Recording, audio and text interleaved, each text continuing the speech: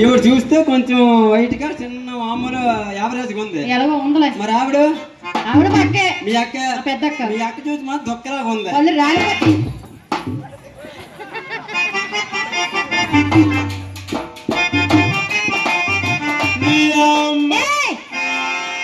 మీరా మధ్యలో మా అమ్మోసి ఎందుకురా?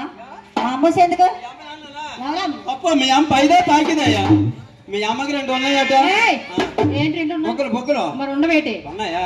ఏంటి అమ్మ 2 ఉన్నాయండి? ఏంట్రా బొక్కలు బొక్కలు ఉండవా? అందరికీ ఉంటాయి బొక్కలు. ఎన్న నుంచి ఎంత దెబ్బ మా బావ దగ్గర ఉన్నాయి చూడు. ఎవరిదారా? మా బావ గారు వీడియో తీస్తున్నా చూడు. వీడియో తీసిన బావదారా? మా బావ దగ్గర చాలా పెద్దగా ఉందో నీకు తెలుసు. పెద్ద ఉందో కింద దిగా చూడు.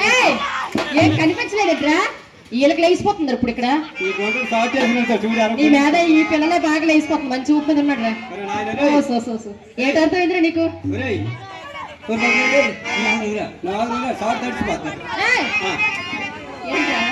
తడిచిపోతా అంట పళ్ళు రాలిపోతాయి. అమ్మా ఏంటి నీ బాధ చెప్పు. మీ అక్క దెబ్బకొట్టొచ్చా? ఏం చేసింది? తీయని దెబ్బ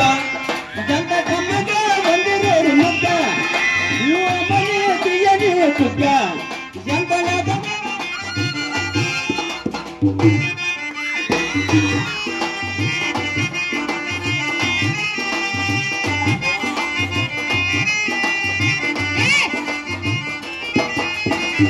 మా కుర్రలు ఏంట్రా నీ బాధ ఏంటి అసలు? ఏంటి మీరు వేస్తారా? ఈయన దించేయాలా? మీరు వేస్తారా? దించేద్దామండి. స్టేజ్ ఎక్కుమంటున్నావా? వాళ్ళ అక్కలుంటే బాగా వేస్తారు తెలుసా పిల్లలు. అమ్మాయి నేనేమన్నాను? ఏమన్నా? ఇప్పుడు మీ ముగ్గురు 3 రకాలుగా ఉన్నారు. అవును. కనీసం మీ నాన్నకి 2 భార్యలు ఉన్నట్టు అడిగాను నేను. ఏంటైనా మీ నాన్నకి 2 భార్యలు ఉన్నారా? బావగారు పేరేటండి? బాబీ. మా అక్క ఒక్కరిదే ఉంది కదా మీకు? ఒక్కరిదేనా? పొయ్యి 2 పొయ్యిలు. పొయ్యిలేంట్రా? అదే ఏమో 2 పొయ్యిలు. బావగారికి ఒక అక్కే ఉందని చెప్తున్నారు. అర్థమైందా?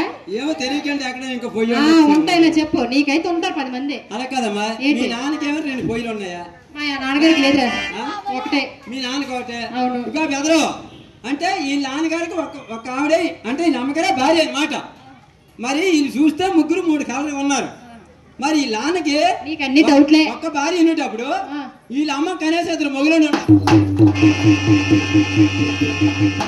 నీకు చెప్పాను మా నాన్నకి 3 ఉన్నారనేసి. ఒళ్ళు దగ్గర పెట్టుకొని పని చేయలేదు అనుకో ఒళ్ళు రాలు కూడా. ఏమన్నది? పాపా పాపా దమ్ములు వచ్చాయి కదా. మరి మా మాయ మీ నాన్నకైతే జాబ్ ఉందా? మా నాన్నగారు రైల్వే జాబ్ ఉంది. రైల్వే జాబ్ ఉందా? అవును. మరి రైల్వే జాబ్ ఉంది కదా పాప. మా మాయ రైల్వే జాబ్కి వెళ్ళిపోయారు కదా. మరి ఆ మడి దున్నించేవా లేదా అడిగాను. ఆయన ఏడు చేస్తారా ముడికి గడ్డి పరిసిపోయిందిరా ఎవరో దొనలేదు అన్నది. ఓసారి నువ్వు దున్నురా అన్నది.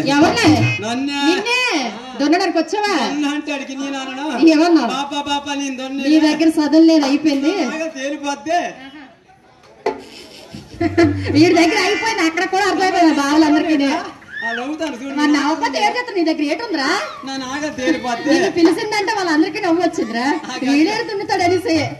అందుకనే ఆ గడ్డలో మన నాగరి మరి తోరదా అన్నా నేను. సరే లేరా మా మరిది వస్తే దున్నించుకుందా అన్నది.